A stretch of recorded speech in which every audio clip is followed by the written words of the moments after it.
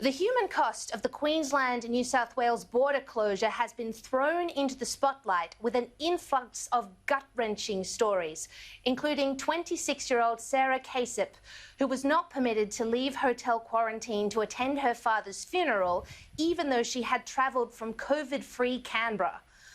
Along with severe human costs comes smaller costs: family separation, loneliness, missed births and birthdays, weddings postponed, including mine, all of which, while nowhere near the scale of Sarah's situation, breed depression and despair for Queensland and New South Wales residents, which could be justified if there was a massive outbreak in New South Wales, but there isn't.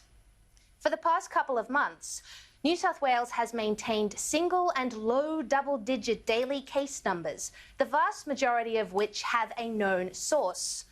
They have only slightly more daily community cases than Queensland. New South Wales has done this with minimal border closures, no compulsory mask order, no lockdown, solid COVID-safe plans for businesses, and aggressive, efficient contact tracing that puts out COVID spot fires as they arise, and all while bearing the brunt of cases from international arrivals. Queensland, therefore, really has no excuse not to open the border and operate like New South Wales.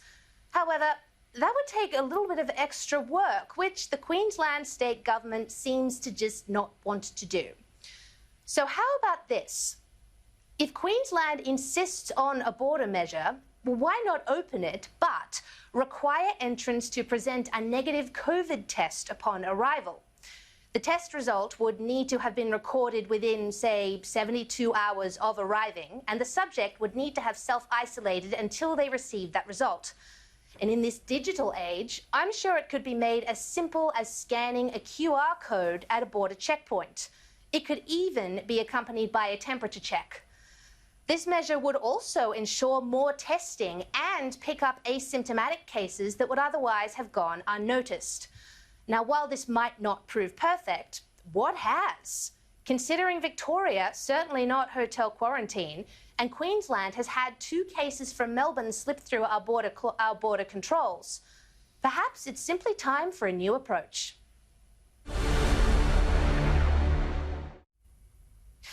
Now, Sam, tonight you have talked about fresh new approaches to working from home. Do you think that this negative COVID test method could be a fresh new approach for borders in Australia?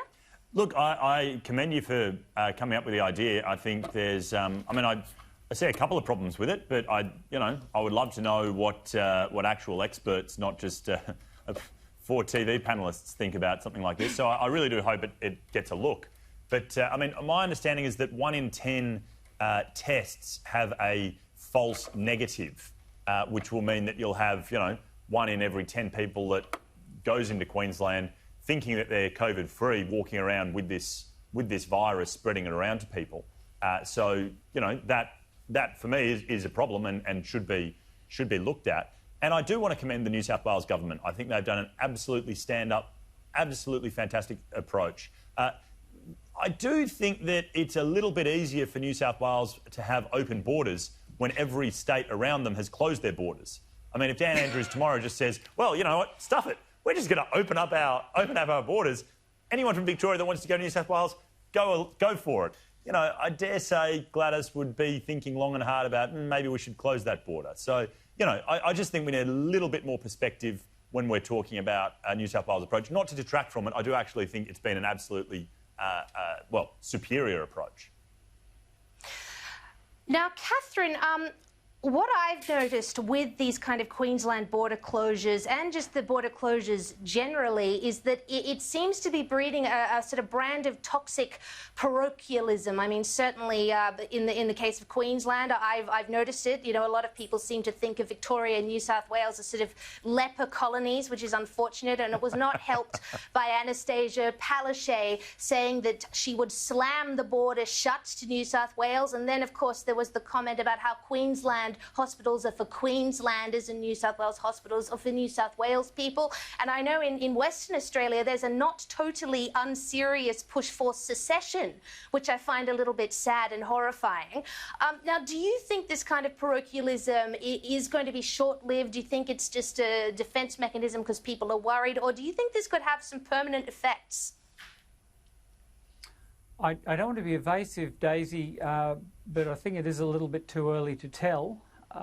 But the two things I would say about the really, really hardest of the lockdowns, that's WA and Queensland, but I don't exempt the coalition government in South Australia from the criticism, nor the Tasmanians.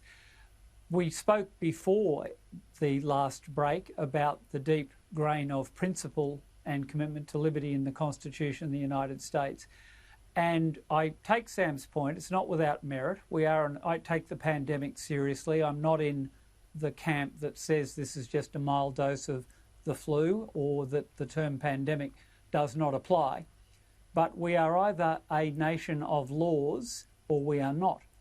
And one of the few absolute guarantees, according to the Privy Council in the bank nationalisation case, one of the few absolute guarantees of liberty in our Constitution, which is an otherwise pragmatic instrument, is the guarantee for free trade and intercourse among the states.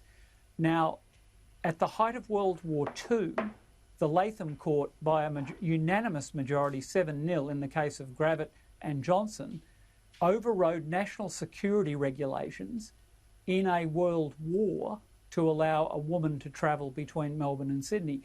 I just think it's time not to be looking, as meritorious as your plan may be, and I defer to Sam on this. I'm not a health expert or an epidemiologist, but either the Constitution means something when we're sailing into a headwind, or tear the damn thing up.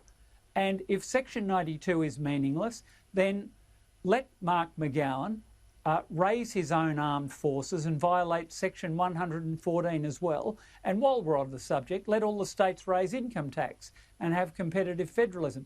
I think this has been a failure of principle by the Morrison government, and I'm not interested in pragmatic solutions and temperature testing. I'm interested in getting this on the docket at the High Court of Australia and having someone determine what the law is on our founding compact. That's what I'd like to see.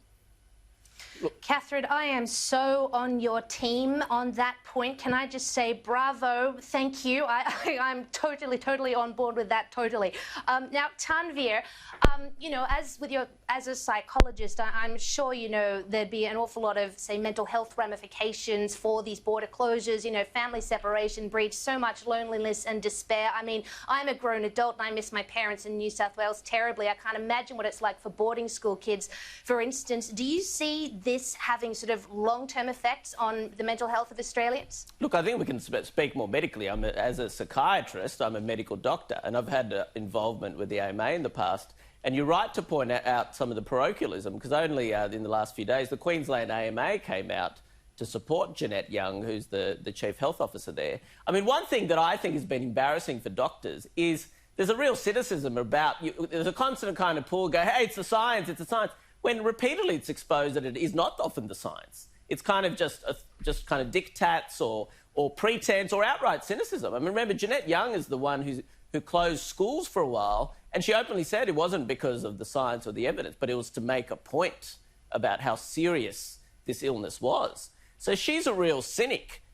She's shown herself to be a bit of a cynic, and some of her decisions are not linked to science. They're just really due to, just kind of her whims more than anything else. So you raising any sort of, potential sensible plan based on evidence, while, it may sound appropriate, the evidence doesn't show it. The actual history of her behaviour doesn't show that. And Peter Dutton was on the ABC this morning talking about how, Tom Hanks was allowed in. The AFL executive was allowed in, but then a woman grieving to see her, dying father isn't allowed. And this is the other element of cynicism, where the Premier said, it wasn't my decision. I mean, as if she couldn't have, if she knew the case, and I suspect she was briefed on it possibly, of course she could have overridden that. So there's a lot of cynicism going in Queensland, and that parochialism, I mean, even from my profession where the Queensland AMA's come out to support him, I think it's another example of we're getting this real parochial intensity amongst our states. And, you know, we're barely a federation at the moment, and I think it's a crisis in the notion of the federation, as Catherine's alluded to, constitutionally, very much so. So I agree with Sam on one level, like what you're alluding to, there are lots of holes there, like things like false negative. But what you're really saying is we can be pragmatic, and we can take various measures. We can share data about tests, we can take temperatures, all sorts of things we can do to absolutely minimise risks, especially when there's so few cases in New South Wales. But I think Queensland, amongst, you know, most, along with Victoria too, have been just utterly cynical on many areas of this crisis. And Jeanette Young deserves a big part of the blame. Well said, Tanvir, well said.